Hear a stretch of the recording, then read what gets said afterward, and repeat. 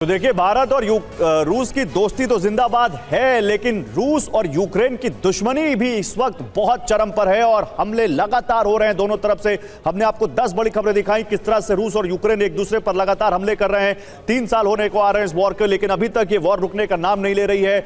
Europe का क्या role है, ये अब डिस्कस करना चाहते हैं हम बात करेंगे कि अमेरिका किस तरह से पीस प्लान के पीछे क्या कोई दूसरी यहां पर प्लानिंग कर रहा है, ये सब। और हमारा स्टूडियो देखिए आप, दोस्ती जिंदाबाद जिस तरह से भारत और की है। हमारे साथ एक्सपर्ट्स हैं, इस दोस्ती को आगे कैसे बढ़ाएगी ये मुलाकात जो होने वाली है 2 दिन में, उस पर हम बात करेंगे। और हम आपको इस दौरे से जुड़े जो इफेक्ट्स हैं, आफ्टर इफेक्ट्स हैं पूरी दुनिया में, वो कैसे हो सकते हैं, इस पर भी हम लगातार बात कर रहे हैं।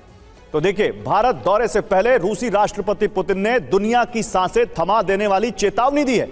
पुतिन की यह चेतावनी वो प्रण है जिसमें उन्होंने यूरोप से ऐलान जंग कर दिया है।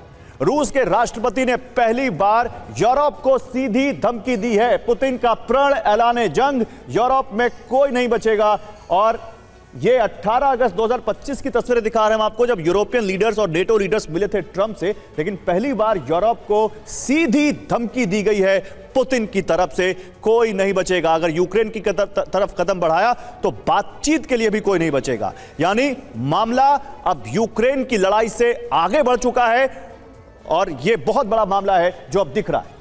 सवाल यह है कि यूरोप का जवाब क्या होगा। पुतिन तो ये कह रहे हैं कि अगर यूरोप इसी तरह से आगे बढ़ा और जिस तरह का दखल वो दे रहा है वो करता रहेगा तो फिर कोई नहीं बचेगा।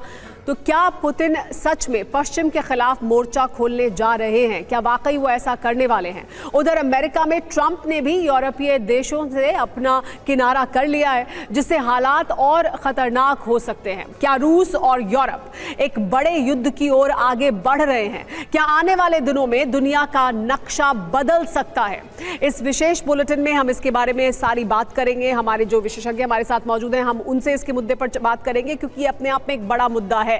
क्योंकि बड़ी जानकारी है कि पहली बार यूरोप को पुतिन ने सीधी धमकी दी है।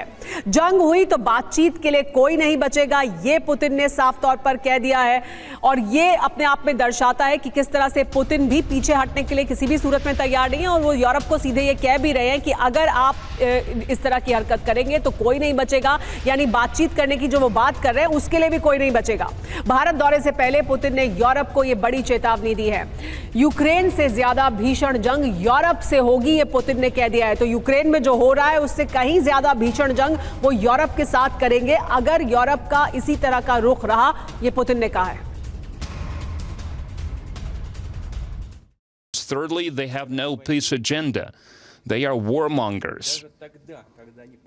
Even when they are trying allegedly to introduce some changes, some adjustments to the President Trump's proposal, all these changes have only one goal in mind.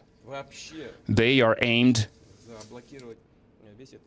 at blocking and putting to a halt this peace process. I've said that 100 times. We have no plans of fighting against Europe. But if Europe wants to fight and if they start this fight, then we are ready right now. If it does start a war, then very rapidly there might be a situation where we have no one to negotiate with.